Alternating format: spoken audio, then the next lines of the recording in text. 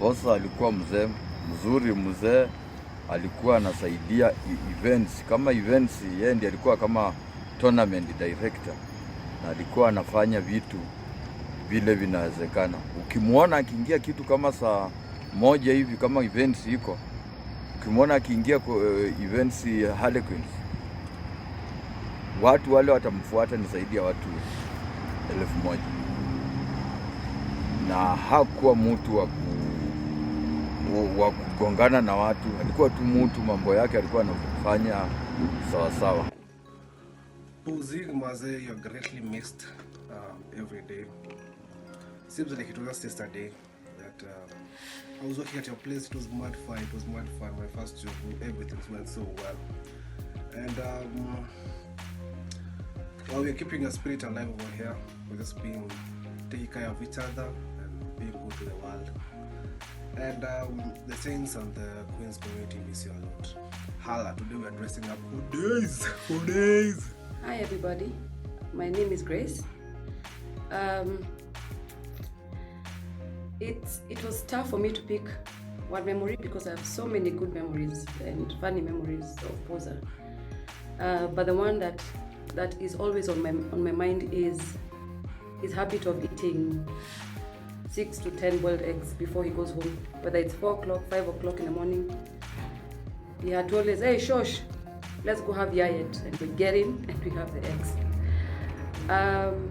Yeah, so Pozza, today would have been your birthday. Happy birthday. Pozza, man, we miss you, brother. I'm sure you'll be dancing with the angels and you're throwing a hell of a party in heaven. Can never forget you. Thank you for, I know you're looking down on us, taking care of us. We shall always have you. I think my greatest memory of Pozza could have been, it was the last days. He told me greatness is on the way, and I can surely say greatness is with us here. Let's do this. Let's meet on Saturday and enjoy the good old times. Cheers, mate. Hey, Luka fans, where to begin? This is going to be the shortest 30 seconds that I could probably go through everything just to tell the world how much we miss you. I won't lie. Life has been different, but anyway, midgets are still winning, and I'm so sure you have a rough idea of that. And I want to thank you for everything that you taught us and for being that king midget that always looked out for everyone. I've got nothing much more to say, but keep resting, Buddha. Luka fans, she was strong superior. 001 video ni hard. You took a bunch of kids, them under your wing. You taught us a lot. You literally carried us through the few years we were friends. Thank you for that. We miss you every day. We think about you. Keep resting with the angels. Cheers. Hey Pozza, aka Wanyonyi, as you rest with the angels. Remember down here, we miss you so much. You are a good, great leader for us in rugby, a good friend and a brother. I have no words to say, but we miss you so much. Enjoy, rest with the angels. Till we meet again, bro. Peace.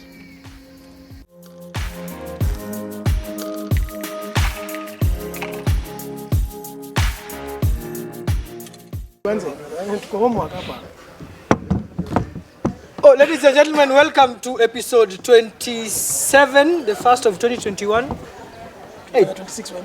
Tumewamiss, November, sometime in November. Tumewamiss, hey. Happy all year, happy everything, all year, all of it. Don't say happy new year anymore. It's just the whole year. Tushafika, when is today? 23rd. It's not a new year. It's been 23 days. That child is suckling, proper, by itself. Respect your headlines. Oh, We are the winning post. We are the winning post. This is 23rd. This will have been a day after Pozza's birthday. To paint a picture, if ceteris paribus, yani all things held constant. This being a Saturday, I would have met Pozza and Mato on this Saturday morning. At this time? Yes. Kwa ile center stand, if you know the center stand at Queens, kwa mahali hapo juu. cheering the Simbas. Shouting and there'll be a Kenya Cup game maybe at this time. No, Simbas. It would have been a Simbas training session. What time is it now? 3. Oh, is it? Yeah, there's a big ESS is now at halftime. Okay, that would be morning. Let's start That's with morning. Morning. This morning, and we are Patapo shouting and screaming. Someone would have sent us breakfast. I don't know. I'm not going to mention name. Natasha would have sent us breakfast. Yeah, because it wouldn't have been TCIF because it's bad. It's not the last Friday. Oh, yeah. There would have been something, but it would have ended at Queens.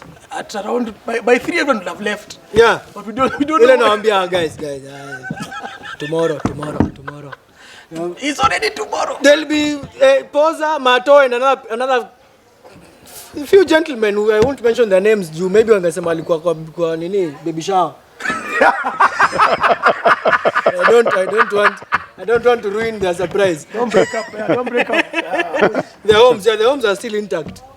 So episode 27 in memory of George Pozza. Yeah. Basically, just want to raise.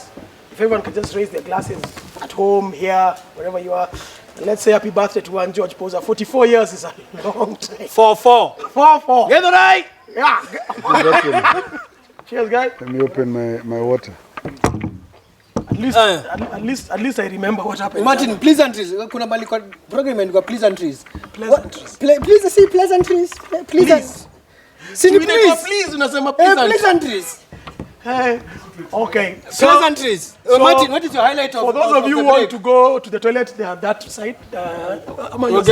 Wageni ambao wametoka na Machakos, choo ziko pale.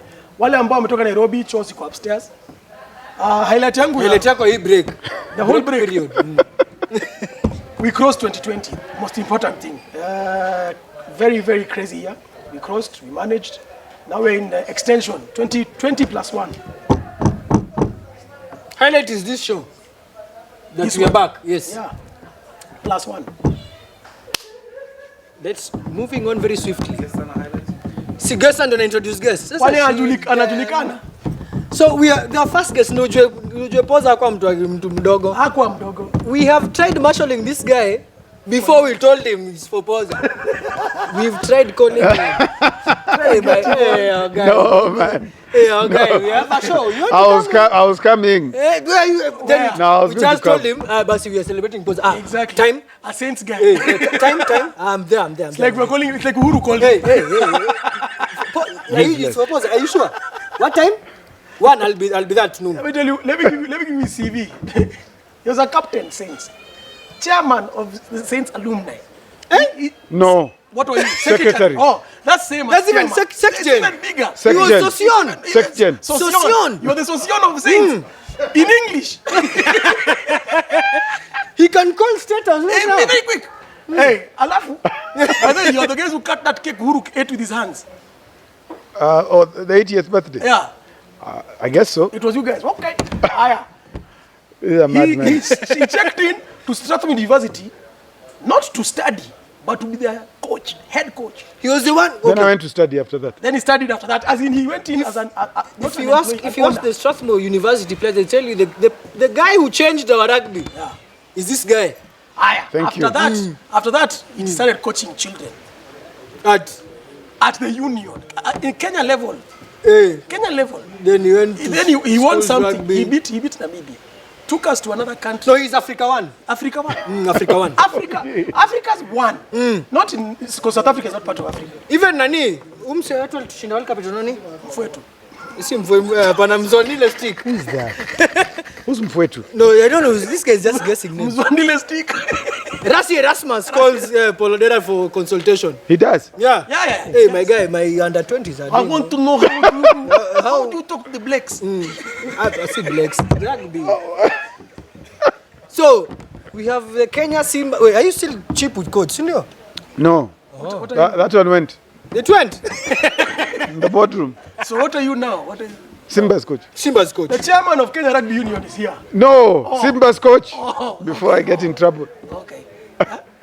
Welcome, welcome. Thanks, guys. So, we start with what is your highlights of this year so far? 23 days in. Yes. Same problems from last year. I'm just here. We're just moving. What to do? And it's hot. No rain. I'm broke.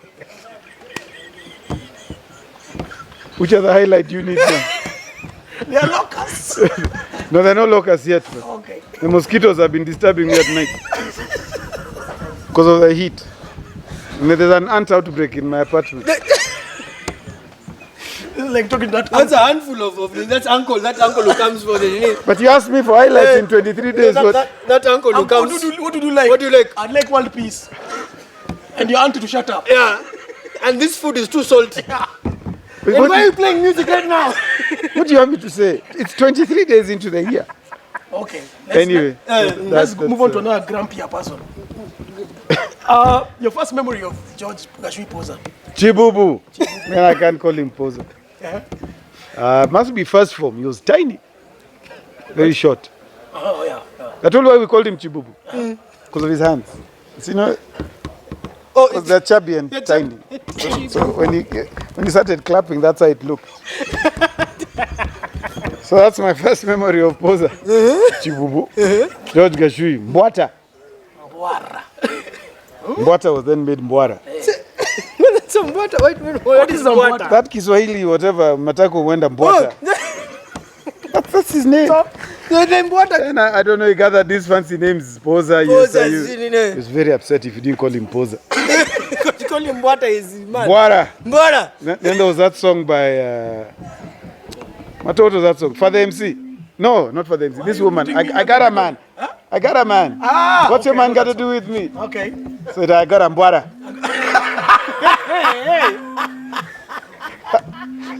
That is not the danda. We're okay. This is not fiction. I got a Mbwara. So my first memory is first form. Where rebels, fourth formers are chasing us, giving us ngotos there at Saints. You were given gotos? Aye, who was not given gotos as a rebel? You? Yeah. Being chased by Nyami and Odis and the other characters in Form 4. So that's my first memory. And then we were classmates right through. Well, he left. He left for a year. No, less than a year. He left for 2 terms. Where did he go to? Patch. He was in Patch. Yes. You must sample some good life. Hey, just sample soft life. No. He was back very quickly. Because he can't handle the good life. The good life, see kila mtu. Yeah, no. So he got back. So that's my first memory of Chibubu. It was rebels, we were scared. But Saints had crazy people. Our first, we were being shown around the school. A crazy math teacher called Barreto runs up and starts pinching us there for no reason. Pinching? No reason. It was outside the library. Was he a priest? No. No. Just concerned. Yeah. Anyway, so that's my first memory of George. Yeah, my good friend. And yeah, then also going for training in rugby. Yeah, because we're told rugby training is on Friday afternoon, and we were to start preparing for the season. So I think around rugby and just generally not knowing what to do. You know, as a rebel, you're so confused. Running like a headless chicken. You're like, You don't even know where to go. Where's the cafeteria? Where's the toilet? What do you do? That was Pozza and I and the rest of us first formers. There was Mjuaji called Sauce who knew everything.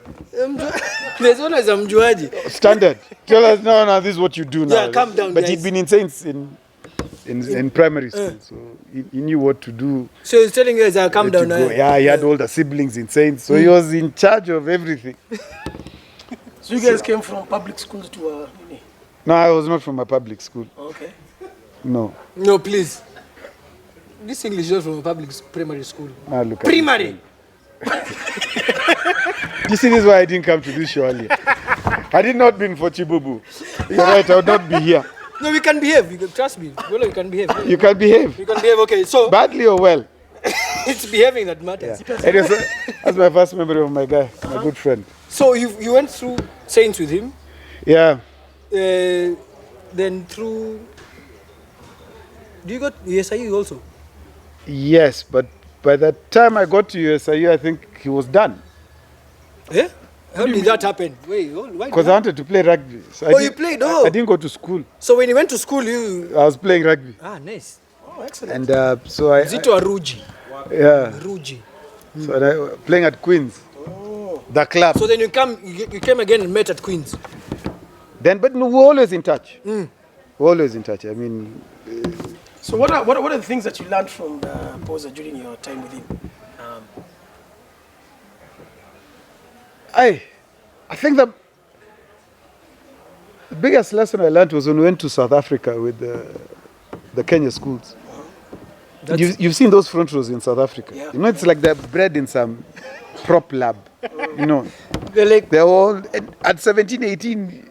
The guy's 120 kg. Yeah, 115. So you look at someone and wonder, you know, is this my dad? Are we playing against this guy? Yeah, they're huge. Anyway, so Chibubu was propping against those monsters. He was propping, not even hooker. There's a front row. So it's not at hooker, it's at prop. No, it was prop. He did not take a single step backwards. So, in fact, we remember He has gravity on his side. gravity, but just the mental strength and yes, the yeah. bravery. So, to me, that's the biggest lesson I learned. You know, me guys always used to laugh at my legs because they're too thin. Tell me you're not a rugby player. So I said, if Pozza Chibubu could face those 120 kilogram monsters, what are thin legs and no knees? I can bomb anything. But that is one thing I really learned from him. There's that bravery, because we were so scared when we went on that plane. Yeah. Now the biggest stadium we'd seen was Queen's. That was.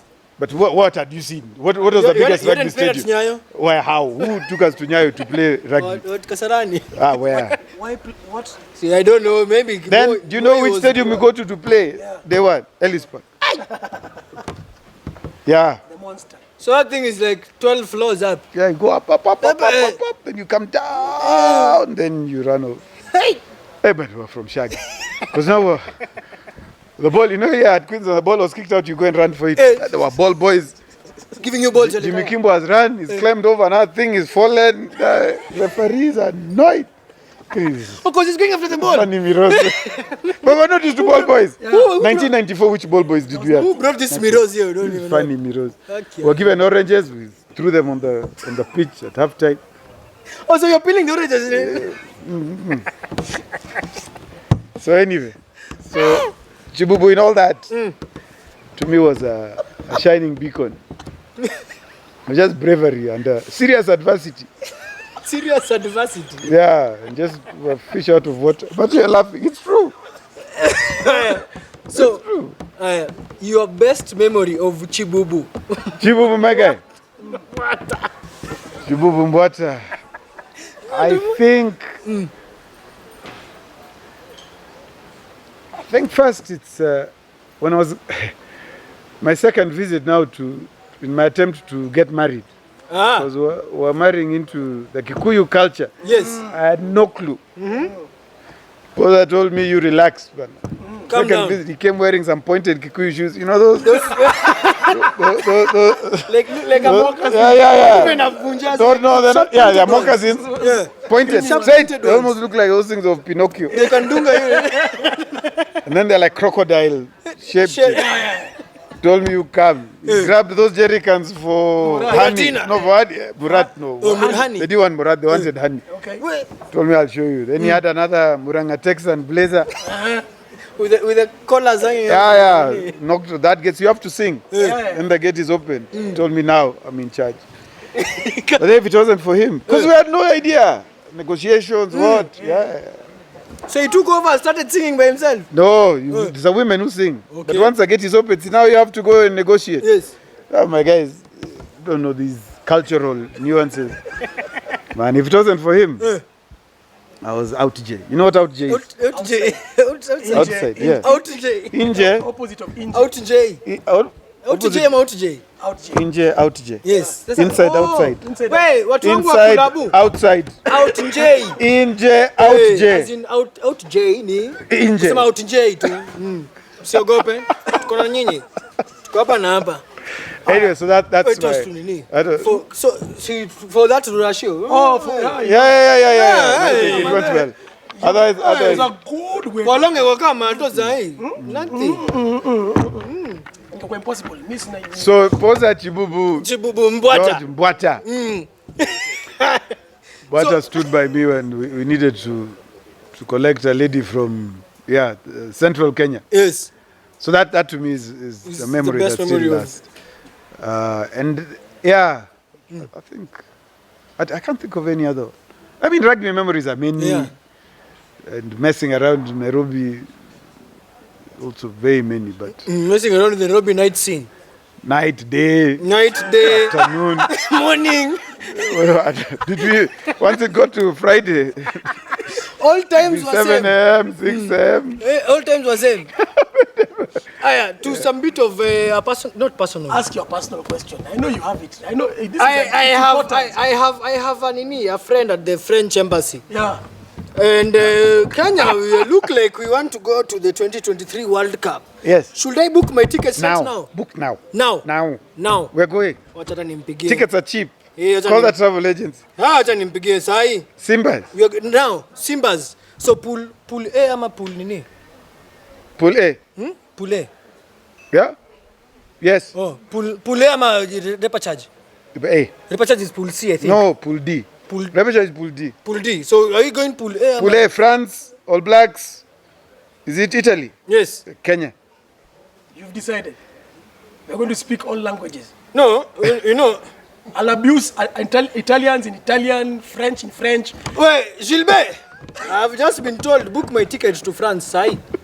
Alele blue. The French classes in Mamini Sichukue. This is a hoax. Why is there a guy called Gilbert who's booking your ticket? Because it's a French embassy. Why can't you book tickets from a Kenyan travel Apana, agent? it's called Gilbert Nimekata. So let's talk about your blog. You have a blog that has more hits than our podcast combined. All.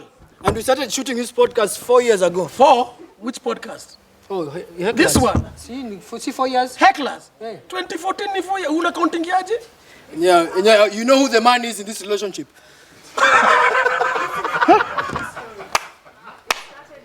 No, the Hecklers podcast as a whole. As a whole. It's 2014. But the story started last year. State House. 2014. And you have a blog that has beaten our personal best. In 2 weeks. No, So what is the secret? Give us a secret of that blog. I don't know. I just write. It's no secret. It's English. And for me, the Story of speaking slow all the time. No one. The world understands you.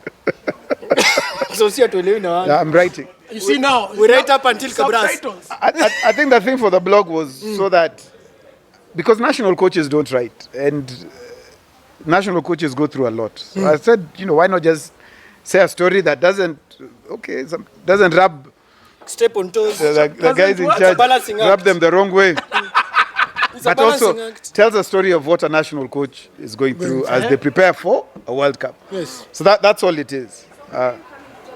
So you know. The story for the World Cup. Yeah, you have to come tell the story.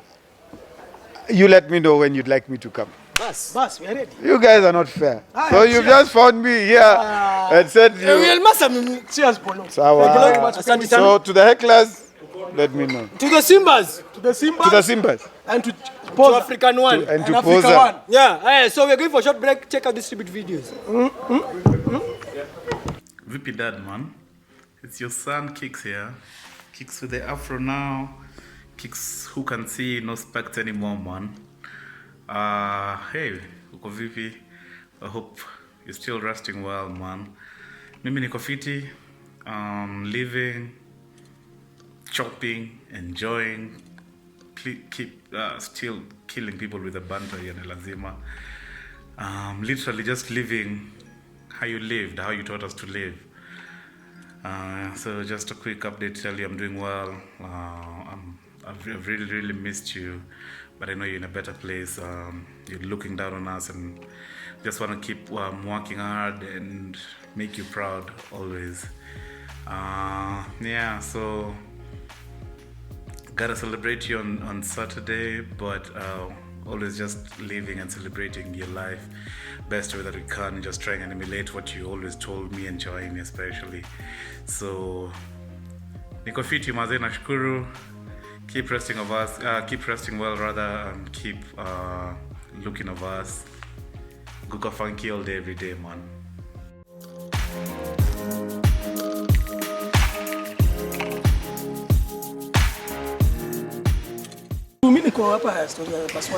Wait, welcome back.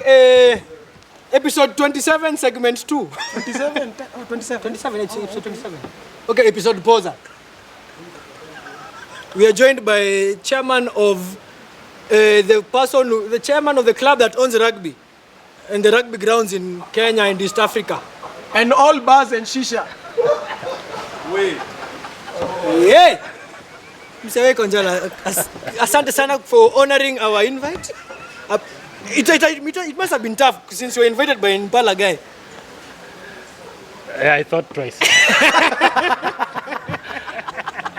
I thought I'm being set up. Impala guys are setting you up. No, yeah. Impala and KCB Hecklers. KCB, yeah, good people. And a Pacheria like that. Yeah, and a Pacheria. Pole man. The guys who are drinking sanitizer and burning domet. Sasa hizi ni gani? Tena hatujaanza. It was just the greeting. We were just greeting each other. Straight to the point. Yeah, there's no need. You were with Pozza in SIU? Yes, I was. Yeah, I was. Your first memory of meeting one Mwara or Pozza or Chibubu. Okay, my first memory of meeting Pozza. I don't think I should say what he was doing on camera. But anyway, nevertheless, we are here. So I first met Pozza at Harlequins. That time he was playing for Queens. And he was speaking to his something on his anatomy and shouting at it that it's not working. He was addressing something. Something that was not cooperative. That was not cooperative. So that's my first memory of meeting Pozza. Other than that, we met him in USIU. He joined what was called pre-university then. Yeah. And at that time he was turning out. He had just joined Queens from Barclays. Okay. And we had a captain then, Nicole Kabugwa, who was very good at scouting talent. So we had heard of this guy playing for Queens, who we would use as an asset to USIU. Because at that time the team was just now starting to pick. So we spoke to him, and about a season or two later, that was in late 95. That's when Pozza now joined us as a team. Officially now? Yes, exactly. Yeah. What position was he playing? He was playing prop and hooker. So he never ever played on the wing? Those were stories. I think for the second team, for seventh. Actually, I remember that. The fellow turned out for the second team for seventh. And I think the opposing flyer noticed that there's a funny character. Mbwara's hands were short. So all the kickoffs were being directed. His arm range was... He couldn't receive the ball. that range was really... So the fellow had to be, stand behind. But on a serious note, as I said, Nicole was our captain then. And as Pozza, he was a very fun guy, as we've all known. But there were leadership aspects to him. And quickly, by the time Nicole was finishing in about 96, yes, Nicole graduated in 96, we had zeroed in on Pozza as the next captain because he had leadership attributes. Everyone seemed to collate around Pozza. Yeah. Be it, actually, in school, he was the guy who soccer fellows, basketball guys, everyone, lecturers. He He's was the man with the master plan. Yes, exactly. Interestingly, the fellow was in second year, and he would have access to the, nowadays they're called vice chancellors. Those days we used to call a director. He had first access to the office. So that's the kind of character he was. Yeah. Access gani? Mimi, access to winning post. Nikikuja hapa ananisalimia. Apart from Sundays. Yeah. Sundays ni piano. Hiyo sina. So what are some of the things that you learned from Pozza? Okay, I'd say never take life too seriously.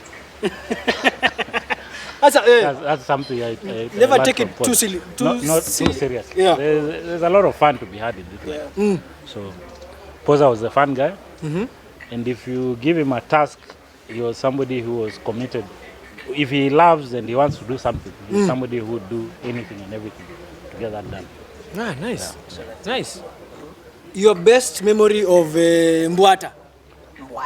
Mbwara. This year say Mbwara. No. Best memory. You know, okay, I'll just give one because we had so many memories. But I'll just give one thing that I can remember out of the blue. There's a time, I think it was the second Safari Sevens. This is 97. 97, yes. So we had a Zambian fellow, part of the Zambia team, in the car with us. I think we were coming from Harlequins. I don't know where we were heading to. So this guy, as we were driving, the guy says, it was in Bwara's car, KZT. I remember. So the guy says, hey, you guys are so boring. Huh? I mean, you guys are in university, there's nothing exciting you do. So in Bwara, we are on Forest Road. The fellow has gotten onto the wrong side of the road and started driving. So we are screaming, the guy is driving. The Zambian took off and said he has never met fellows like us. So Mbora decided to show him exciting. Yeah, exactly. So, but that's just one of the few things. Of the few things that he did. That he did, yes. Chairman of Rugby Football Union of East Africa grounds. You have done some very serious shopping during these COVID times. Queens has bought, I think, a third of Kenya Rugby right now. And Homeboys. No, Kenya Rugby. No, they've taken Homeboys. Homeboys. Two players and it's over. Okay, yeah, you've taken two CrossFit athletes. Yeah. And a third of Kenya Rugby Union. Yeah. What does the future look like for Queens?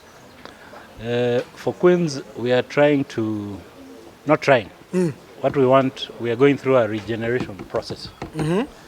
And kindly enough, Paul Odera has been spearheading a program which we want to change the values at Queens. Because for a long time, it used to be... Shisha and Nini. Yeah, that aspect.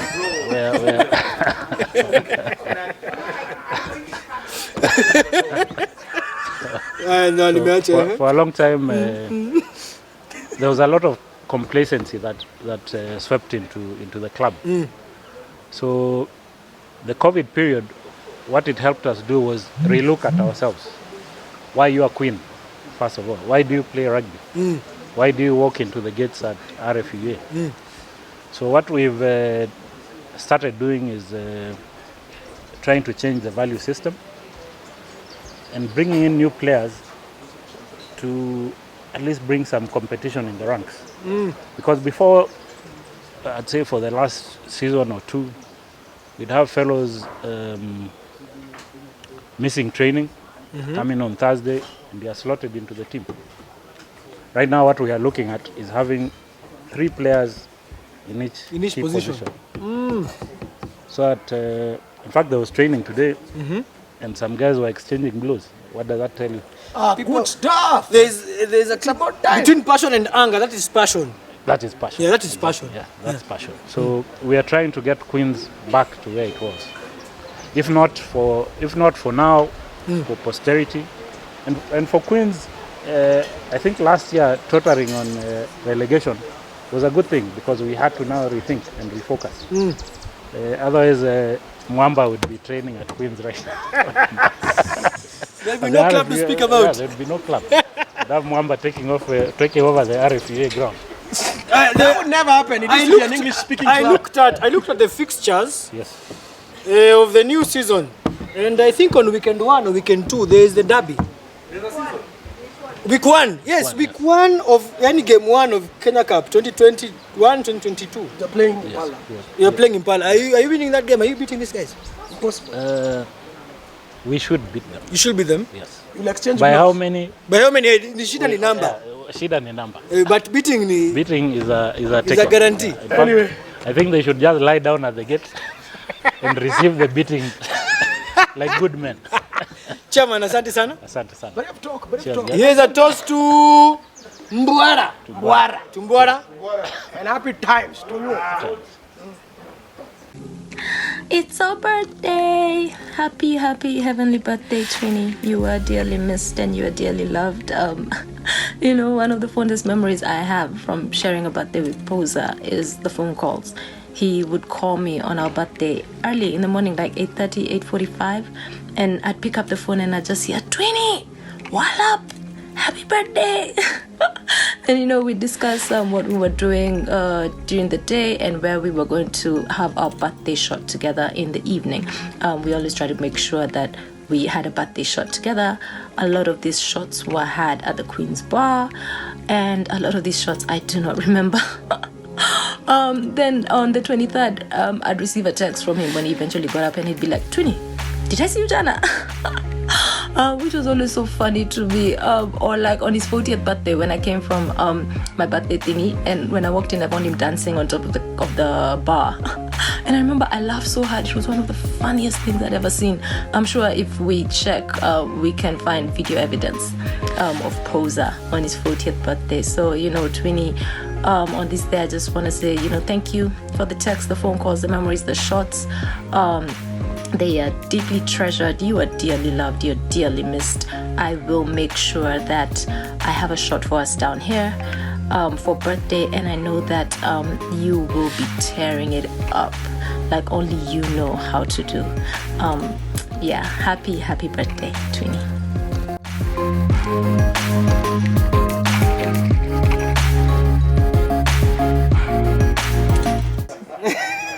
Okay, so Yes, guys, episode 27. It's a George Pozza episode, but celebrating George Pozza part 3, and we're joined here by one. the only person who obeyed the dress code. For real. Muzungu. No, the uniform came with the back rugby to school. He became. Who went to class in a rugby jersey? if you would have gone to class in that shirt. A rugby jersey. Not sports day. So yeah, hey, we have our guest. Our third guest is now the only person. Polo would have detained us, in fact, if we dressed up like that. This guy was making guys kneel down even if you're not from that school. We have the only guy who made Cabras speak English, despite calling him Kato. Kato. Katofela. Katofela in full. Katofela. Once again, Cabras fans need subtitles. Kato. They know. At least they can hear the. This one, when a man says, "Are you well?" in Ushaiona when you train it's a Samuel story. Kuju sauti yake ina trigger English. So when he speaks, wako this guy, he's speaking in English. Huyu jamaa angekuwa kafana Kakamega tungekuwa mpari. Kampala. Cheers, boys. Good to be on the show. Finally. Hey, this is only part 1.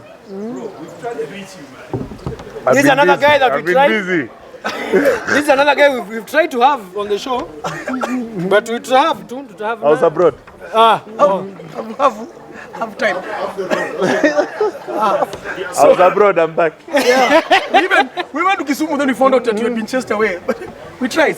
But I'm happy to be the only foreigner you've had on your show. No, we had a cup. No, Cup was here. No, that's Flemish.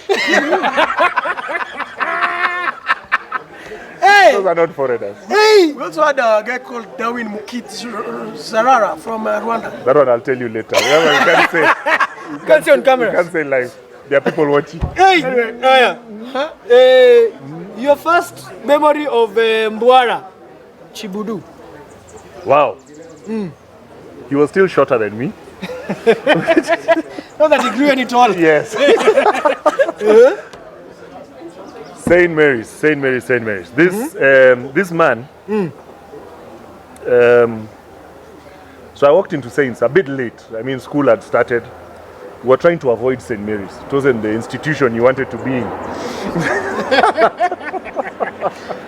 Anyway, coming from the primary school that I was in, I wanted to go to a mixed school. Oh! Yeah. What is a big school to you? Mixed. A mixed. Mixed. Oh, you want to go to Riru High? I wanted to go where there are girls. Riru High. I couldn't understand how. How you can For 8 years I've been with girls in class, then I'm going to sit with boys. So I checked in a bit late, like 3 weeks later. School had started. Saints needed fees anyway. So I checked in. You know, as a top athlete, those days I used to cycle, mini triathlon. I used to do the pretty sports. So you and Sean, same. Yeah. In fact, Sean was my idol. He's old. Sean Kadobin is by the way, for those of you. So, I mean, so there was this triathlon going on, and one fine Sunday, you know, you service your bikes, those kind of things. The bike has come from service. So I'm trying out the bike. I'm coming down Wayaki way. And one of these Mbukinyas has thrown me off the road. At that time, Wayaki was this wide. It was a pothole. I have rolled like 17 times. And in a nutshell, that was the end of my cycling career. Carried to hospital, ended up back in school that week. I didn't even make the triathlon. So I'm in a sling and everything. And this Teletubby walks up to me. I'm some thin, scrawny, pointy in Form 1. And this Form 4 has come now to bully me. He told me, we need you on the rugby pitch. I said, I'll come later on when I heal. Pozza actually grabbed me and said, you are pretending. I'll remember that. You're a coward. You're pretending. Scared. We want you at training tomorrow. I will never forget that day. I went home, I thought about my life. Is this where I want to be? I cut off a piece of the mattress. I padded up my shoulder. I taped up my shoulder. And went to school like that. What? And ended up at training. I told Pozza I'm here. I'm no coward. And that was the beginning of my rugby career. And I never looked back. With that mattress? The problem was the mattress, not even the shoulder. Because that one I have to explain to a lady later. Yeah. When she's tucking my bed. The lady was still tucking your bed. Don't worry, we'll talk about that. There are many things we can't talk about. There are many. So basically, what did Pozza teach you? What did you learn from Pozza over the years that you knew him? No, I mean, Pozza was the sort of guy who just told me, keep going. You know, it didn't, from that experience, you know, I mean, he got me onto that rugby pitch by force, and watched me going throughout my whole career, and supported me no matter what decision I made. And some of the most difficult decisions, in terms of even when I was moving to Cabras from Queens, he's one of the few guys who called me and said, you know what, I've got your back. You go. And if there's anything, I've got your back. We do it because we know you'll always come back. And for me, that was him. That was the man. It was so interesting how we had so many regular conversations when I was in Kakamega. It can be a lonely place when you're the sort of the only guy speaking English. Speaking English, yes. You can't communicate. But I had Footy. Footy would rock up once in a while. When his fogginess is in. Then doesn't the... then the English checks in. But I mean, he supported me throughout the whole thing. It's not easy leaving Queens. You know, they are a tough customer. We don't do breakups very well. We don't accept to share. But he supported me. He supported me. And you know, the good man, even the day I spoke to him till about 1 a.m. the day before the day that he passed on. And for me, that was just a killer. Because this was a guy I'm texting this guy when I'm in bed, you know, like things are good, I'm coming, see you soon, and whatever. And it was up until the last moment. So for me, that morning was sort of, it was a tough morning. It was a tough morning, you know. And I remember locking myself up in that room, and I didn't move. I didn't move for many days, many hours. And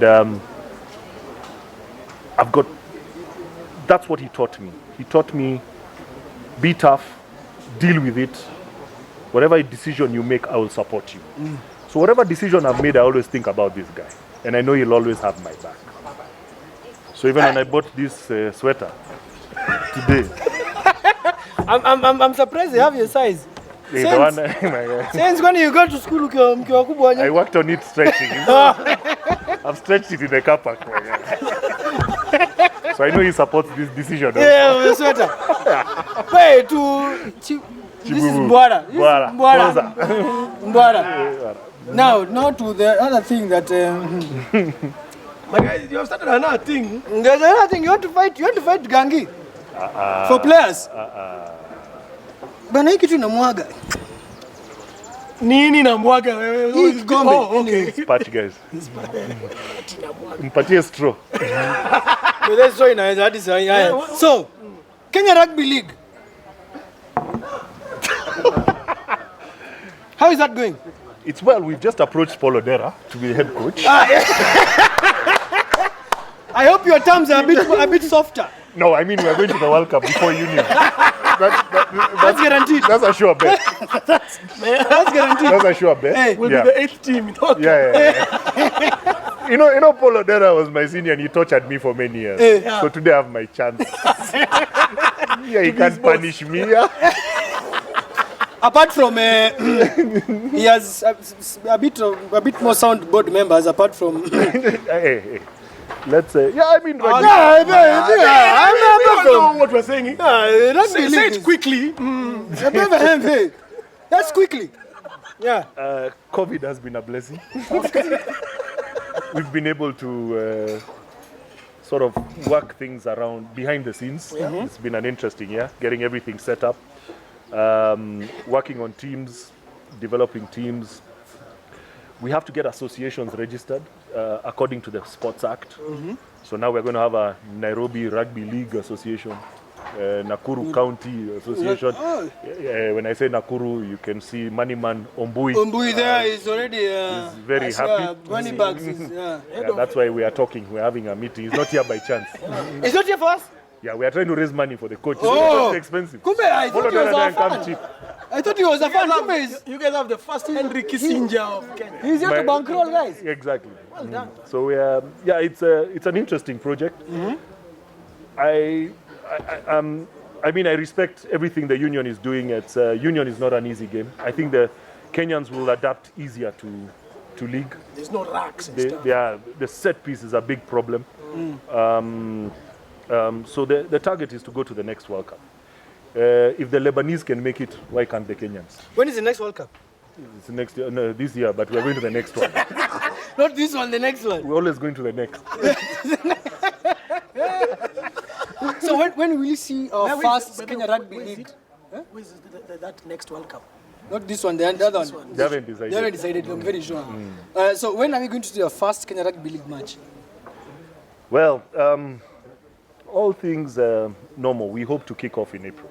Ah, nice. So what we plan to do is have what we call is the Kenya Rugby. It's like a Premier League. So we'll have like a draft system. We've got players who've registered, sort of like as individuals, and we'll have like a draft system. So we're following a lot of the way the Americans do their sports model. Yeah.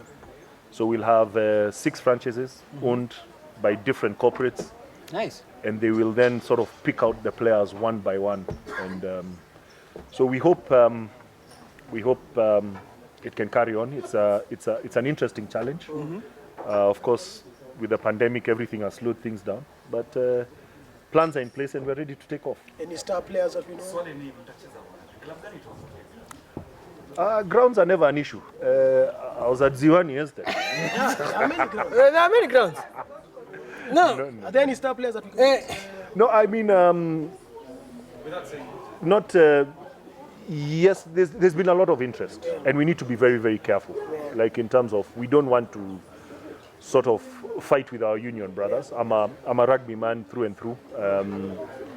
I think both sports must complement each other. And at the end of the day, we must find a way to work together and see that both can grow. And then when the competition comes, let's compete. But yes, there's been a lot of interest. Some interesting players have signed up. It's not, we've not tried to call guys. We've got a database going, and you say put in your info, and let's see how it goes. So let's see how things go. So if Gangi calls you next Monday, tells you there's Kenya Sevens coach here. There's an opportunity for Kenya Sevens or Kenya under 20. No, Gangi, why is Pau playing you? Oh, sorry. Okay. Because I thought you were calling Pau. So will you ever see Kado back to Union? No. No. No. No. I think I believe I've done my time. Union for me, you'll find me at tailgate. Barbecue drinks. Yeah, that basically a fun. Yeah, I think sometimes you do your thing, you push. You can't push it too much. Okay. I think I've done my bit, and let me work on the other projects. Kado. Cheers. Cheers, brother. Cheers. Now this is only part 1, because you're going to call him back for for a lot more information. This is something that we should have done with all those guests. But then because you're wearing uniform, because you're the only person who's disciplined enough to come to follow our dress code. Yeah. You'll be the first one to sign that ball. It's a Hecklers ball. Right, we are going to come back after this. We're going to go into some tributes first. But before that, I have a feeling we haven't had any shot here today. Shot? Yeah, because I was wondering, is the show broke? Hey! The ones I've been watching, I'm wondering what is happening here. Hey! We are broke. Yes, we are broke. Yes. The show is broke. Sponsors, please. Please. That's why we're taking polo. Yeah. Come here. Please. We'll be right back. Yeah. Well, I'm trying to remember the number of things that I miss about Pozza. I remember most about him. He's actually very interesting. I used to use Pozza as my excuse to get home late, or when I've come home late and I don't have a proper explanation for it. I used to say I was with Pozza, and everybody knew Pozza was already like a real happy, always happy type of guy. So we never really got into any big mischief or serious mischief. So I used him as an excuse. So whenever I didn't have an explanation of where have you been or who are you with, I just say Pozza. And it was very easy because everybody knew him as the life of the party. Everybody knew him as that one guy who'd always make people laugh and just, keep the party going. So that's one of the things I miss most about him. One thing that will always be different is actually going to watch Kenyan games, rugby games, Kenya Sevens or Safari Sevens, or let's say the 15-a-side games or whatever. Just watching the games with Pozza was just something totally different. Would laugh, insult the ref, the players, anybody and everybody, even just random people just passing by, but that was just him.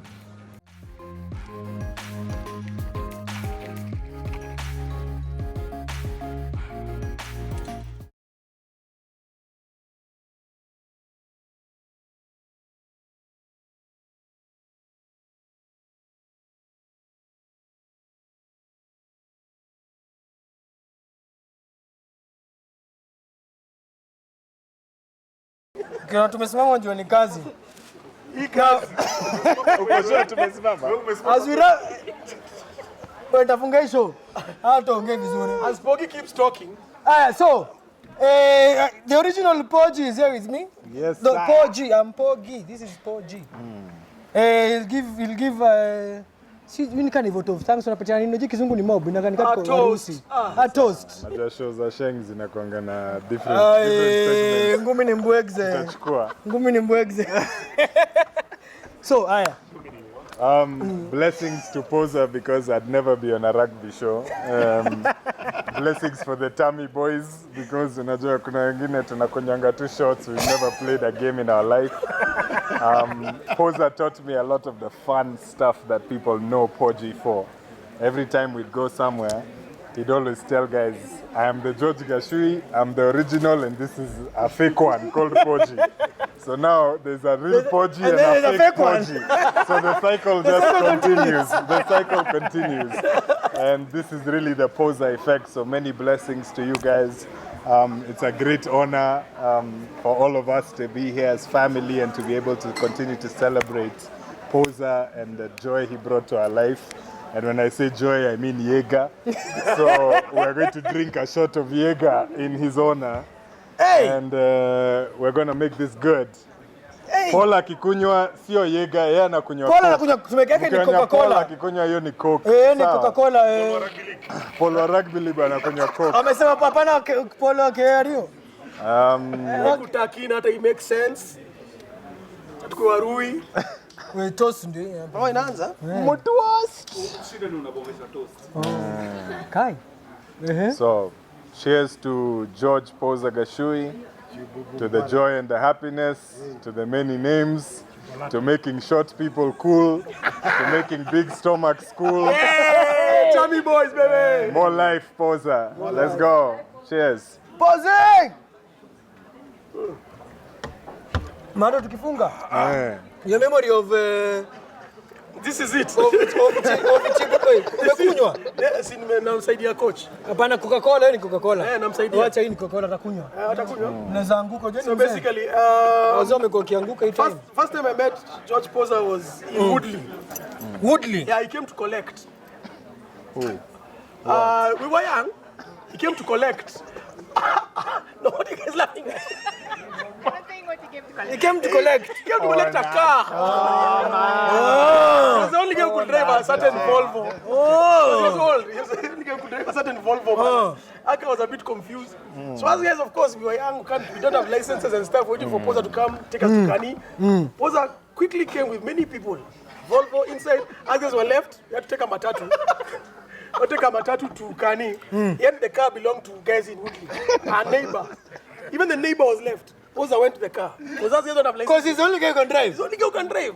So 3 guys were in the car. They went, they ingeared, checked in. We were frozen outside by the way when we checked to Kani. So we tried to get Pozza. Not Aizo, Kani. So Pozza anakuja Aila froze us. We waited till 1 a.m. Baridi. Pozza chomoka dancers. What are you guys doing here? We're waiting for a lift home. I said, the car is full, man. Sorry. Guys, find the Motin digs. As guys will leave it there. As guys will just take a cab after that, sir. See you guys later. Actually, get it at 3 wheels, so you guys can drive. Find us at wheelers. Got to 3 wheels. He bought us our first beers of the night.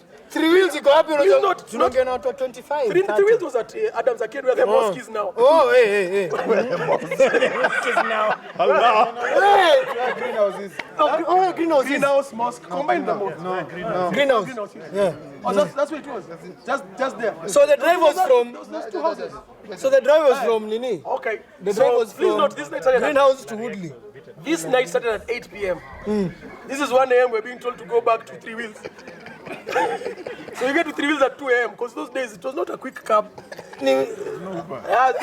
There's no Nini. The guy you're in gang, I'm a 3 if it comes. I'm a 3 comes at 1:30, then you tell the guy, Skiza. We're going to Ngong Road. How much is it to Ngong Road? Anakuambia 800. Kenyatta 800. Kupita hiyo barabara Kenyatta. Nikipanda hivyo juu. Panda 15. As guys are not had no beer, nothing, in Italy as 15. So we get an old cab. The guy told us mutajaza mtungi ya mafuta. Just the thing kwama in Bagadi. Of course Bagadi was dangerous. Bleeding, you know what bleeding is? No, I don't know. Like, are you hurt? Yeah. Food dying, chopping, petrol. We got drunk on petrol. By the time we got to 3 wheels, guys had left. It was just Pozza, by the way, was there with our beers. You guys have learned the importance of never calling anyone to help you to go take anyone to a Learn to drive. Learn how to drive and break the law for yourselves. Go and that's the thing I learned from that guy. That's a favorite memory. The other memories I don't remember because I learned. When Pozza ingia the moti, you ingia with him and sit. Even sit on him. Don't pretend that you're a nice guy, you're my junior. Hey! Aya, yangu nikimuvia mpaka nilisema when I moved to Jamu. Is the first thing he called me. Wewe uko wapi? Kaambia nimemove. Umehama eh? Haya. Kama hapa Queens. This was the time that Queens had signed Oforworth. Oforworth double black. Yeah. So he watched akaniambia look at this guy. Umse anapiga boxi kama ruler.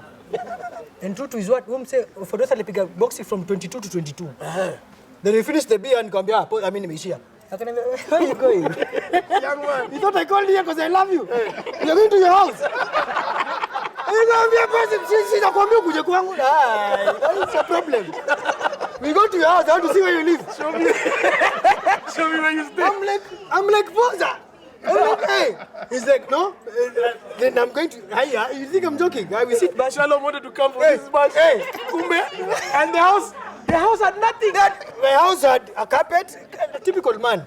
Carpet. You bought a carpet first? Yes. TV. Right. Carpet, TV, sound system. Typical man. Hey, typical man. Sound was okay. Yeah. Sound was okay. What is a fridge for? Fridge I had. I had a fridge. You had a fridge? I had a fridge, man. And a sink? Shower? Kwani nyumba kwani.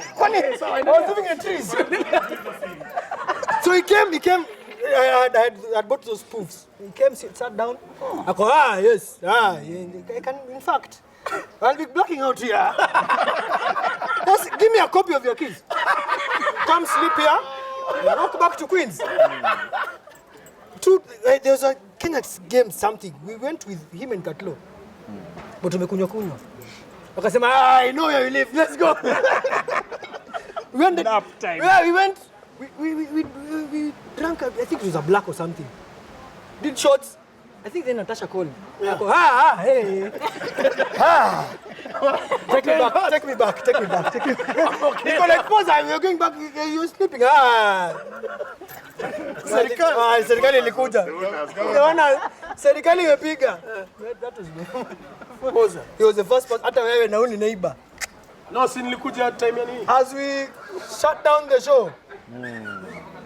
Here's a toast. Our last toast to the King Midget. 001. 001. Wacha ujinga na kumwambia. Tuna represent Pozza. Hey. Na make sure me la tumbo. Hey. Hold on, don't even move. But there's another memory, I've just been reminded. Pozza was beaten by midgets at Carnival. They give him headbutts. They're jumping headbutts. Then he went on the car, he was being stoned. He went on the car. But the midget, you see, midgets can see on the car very clearly. It's not that hard. What are you doing there? But anyway, carry on. To the one guy who supported us when we started this podcast. Yeah. Because, hey, you want a guest? I'm there. I'm there. Where are you recording? I'm okay. Impala, I'm there. To George Pozza. Man. Happy 44th. Happy birthday, bro. And Kusha. You're finally a KCB. Tumeruka nje. Finally a KCB player 44. Pozza alikuwa mzee, alikuwa anasaidia events. Kama events yeye ndiye alikuwa kama tournament director.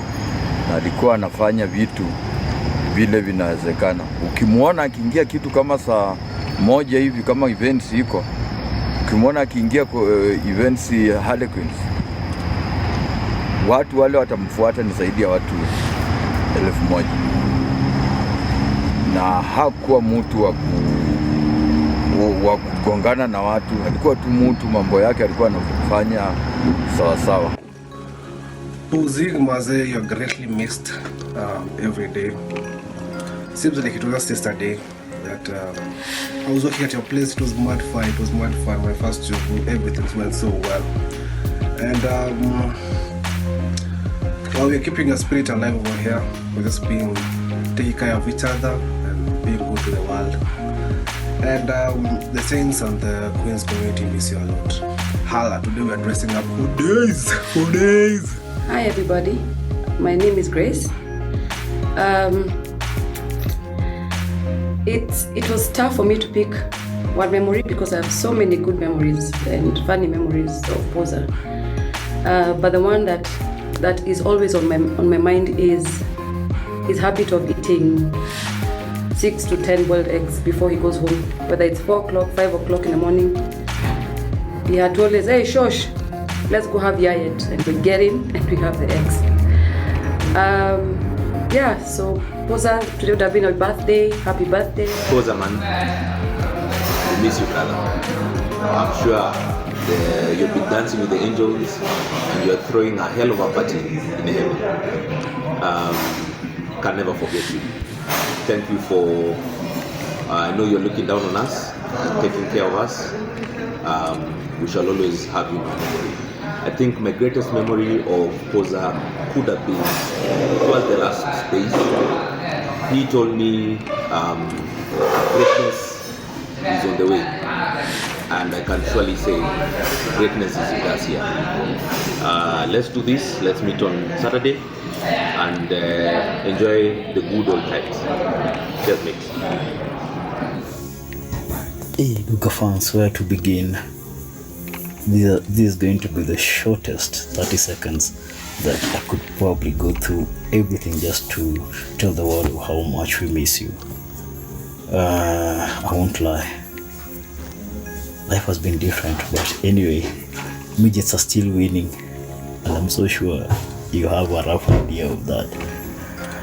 And I want to thank you for everything that you taught us and for being that king midget that always looked out for everyone. I've got nothing much more to say, but keep resting, Buddha. Luka Funks, she was strong superior. 001. The video he had,